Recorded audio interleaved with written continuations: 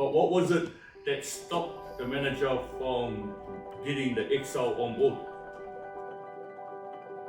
Everybody that comes into Grace didn't come here because they were born like this. They weren't born into dysfunction. They weren't born into addiction. No one woke up one day and said, oh, I feel like just doing drugs and being addicted for the rest of my life and ruining my life.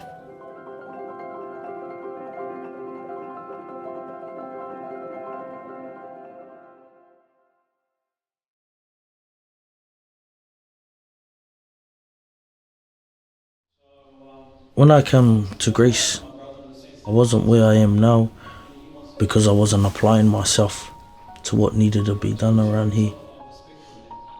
But as my time being at Greece, my inspirations and my role models paving the way for me, I would have spent like a whole year doing programs. Writing down these things and doing that brainstorm is once in my life. There were people around me that understood and supported. They knew what I was going through. They inspired me to be, one day where they are. Yeah, which ultimately led me to where I am today. At Grace, all of our programs and our kaupapa really aligns with Te Whare Tapawhā, which is your hingi ngaro, which is our programs, our courses. Everything's going good for me since I made the decision to clean up. You got Solutions, you got Safe Man, Safe Family. You got RPP, you got drug and alcohol courses, you got STEM program. There's so many programs here to help you, to benefit you on not what you want, but what you need. When I was sitting in those classes, I didn't realise that my dysfunctional life was because of my upbringing. I had no idea. So when I found out these things, I'm sitting in these classes and I'm like having these big epiphanies of my life, and I'm just blown away. One thing I love from this class is I've learned, and I'm still learning, but I have a mindset of flipping the script. Yeah. Like when I have my blocks and I'm wanting to be a winner. Well, I had those epiphanies, those life-changing moments sitting in that classroom would definitely be Solutions. It's identifying all the negative things that don't benefit us, changing your mindset, negative emotional feelings, switching it to positive feelings. actions, I feel angry and upset with myself. I'll come doing things I might regret. It made me understand that I have the power within to step out of these old programs and be something more. Not confident, angry, disappointment, actions, old associates, back of my life. Legacy was another program so it's run by a church. They would come in and they would teach us things that needs dealing with. Things like jealousy, perversion, things like that. Things that you don't think about, that you need help with in that. It's just like women empowerment too. I want you to squeeze it. I don't want it. I could probably say for the majority of the ladies in the room, the only people that... Other courses apart from Solutions that I've done was Safe Man, Safe Family, where it's just an open space of men that all walk the same journey, and we all get to share in a safe space, talk about our highs and our lows of the week, understanding that lows are normal, shortcomings are normal, but we can choke on how we think and how we put those thoughts and thinking into action. So it's about being civil towards each other. In Safe Family, they do get you to role play out, say, different scenarios. And you have two guys in your group. One will respond how old us would respond, or a passive and aggressive. Express the feeling, why we feel the way we do about it. Just trying to teach us how to respond the right way. I did a parenting program. That was another core program that I did when I was at Stanley Street. That was actually learning about actual brain function of a child and how it works, and what things that you can do to better understand the child. Our lives have affected our children, helping us go when we do the work on ourselves, and then taking those tools from our parenting program so that when we get out the healthier version of ourselves, we can take those tools and actually action it with our own tamariki. I'm doing a 9-month course at the moment.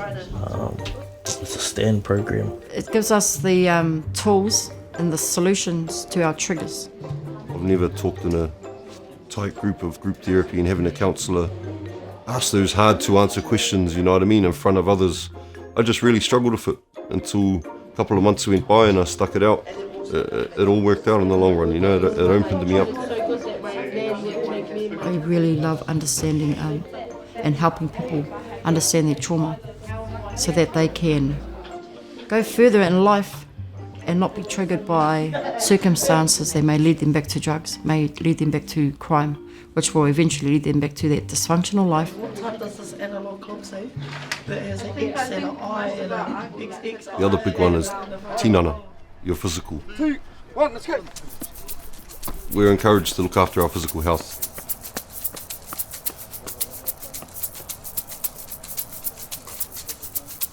We're up at 6 o'clock and out on the floor at 6:30 for about half an hour to 45 minutes. High intensity train, you know, getting that morning routine and making sure that all their senses are up and alert. We did fitness every day, morning and night. Like we would all get together as a house and we would just do exercise, either whether it be walking around the house or walking around like the museum and stuff like that. You really need it. You really understand the concept of te whare tapa whai and getting, as well as getting your mind right, you need to get your body right too, your health right. Everything aligned, all the programs all seem to align up to each other when you're working on yourself because of the whare tapa whai. If you're learning something in the classroom, say solutions, that carries through to processing your shame and guilt and regrets, right? And you get to stand up and release that while you're in kapahaka. We got to go on stage and perform at the regional. I went nationwide. And when you're getting out there speaking reo, when you're standing in front of like so much of those people, expressing your culture, where you come from, hey, those are proud moments too. Watching the residents now going through programs like that, where they get to immerse themselves in culture, was beautiful to witness. Learning about yourself and self-discovery, and that's a big part of just recovery altogether. I found out who I am. That's something that's always kept me strong, was who I am. And then I also learnt whose I am in Christ. And your other fourth pillar in your te whare tapa whai is your wairo, your spirituality, your higher power. Another thing that shifted my life was sitting in devotion. And those 20 minutes a day, morning and evening, we were able to learn about gratitude. I'm just so grateful for the supports that I have, you know. There's one thing that I remember in this journey is that you show me your friends and I'll show you your future. So every Wednesday nights we do Bible studies with David Attilio. Like a city on a rooftop that cannot be hidden. No one lights a lamp and then puts it out. It's all about listening. So it's very informative. It's like your uncle telling you characters of leadership that come from very important people in the Bible. He knew the Jordan River was a dirty river and he didn't want to go there. So we can adapt those qualities into our own. And it's really helped my leadership skills. So it comes to the realisation that, you know what, there's got to be another way. Whānau is your other, which our family visits, our teens, we get to spend time with our whānaus and reconnect with those bridges that we burnt or those relationships we broke. I think lots of us, made our families proud. Like, I know I made my children proud. Some of the brothers were reconnected with their mums because they were so proud, to see them doing something so positive and seeing them on TV.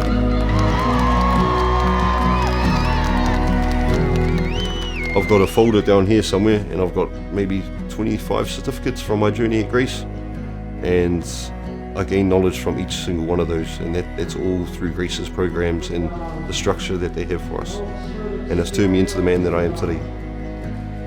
Those are tools that I learned as a resident, and those are you know, literally life-changing tools that I used and applied to my own life that helped me get through every day. That is mum. Another big part of grace is when you come into phase 2 and you get to the serving stage, the give back stage.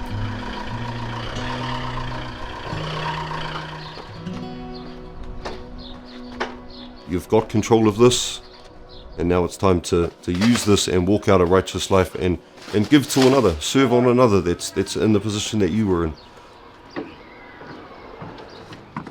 On Monday to Wednesdays we make sandwiches for all the Grace boys and the rangatahi, the youths. I enjoy doing it. We all come together and cook up meals and put it all into containers, and you look for homeless people, rough sleepers on the side of the road, and you serve them a hot meal. And when you show up and you give them a meal, they say thank you, they're grateful, they share their gratitude with you, and it touches in here. And a lot of the serving I've done at Grace is it played a big part of my healing. From the food parcels to the lawn maintenance, you know, mowing the neighbours' lawns, mowing our Grace home lawns. But it's also good for them to get structure back into mahi structure. Some of us needed to be taken right back to basics, learn how to do chores every day, and then one day a week, 7 o'clock in the morning, we deep clean everything, spick and span, and that's essential for teaching people how to have basic life skills and how to stay clean and routine and stuff like that. Just teaching all our whānau to respect a home, to take care of a home. It's just basic life skills, you know. Even if you rent a property, you've still got to take care of the lawns and mow those lawns and do that garden. With Grace, I was able to get my full license, full driver's license. That's actually a big thing for lots of the residents in Grace, being able to get their full license and, you know, given responsibility to drive the Grace vans.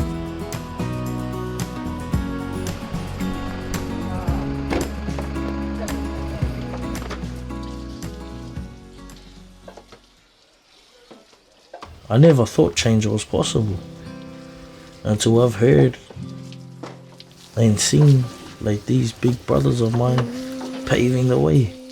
Why can't I do that? How you're feeling during the week, we use that model. As you continue to be around positive people with positive affirmations, your headspace was turning. And you started greeting people, you started smiling at people.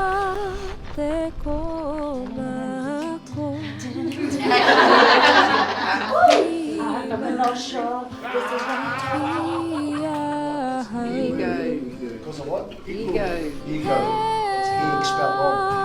We've had some recent achievements where we were able to bring 5 of our rangatahi residents that have come in from YJ on that side. They've now graduated their programs. We now got them into foundation schools so that they can further their studies possibly into university.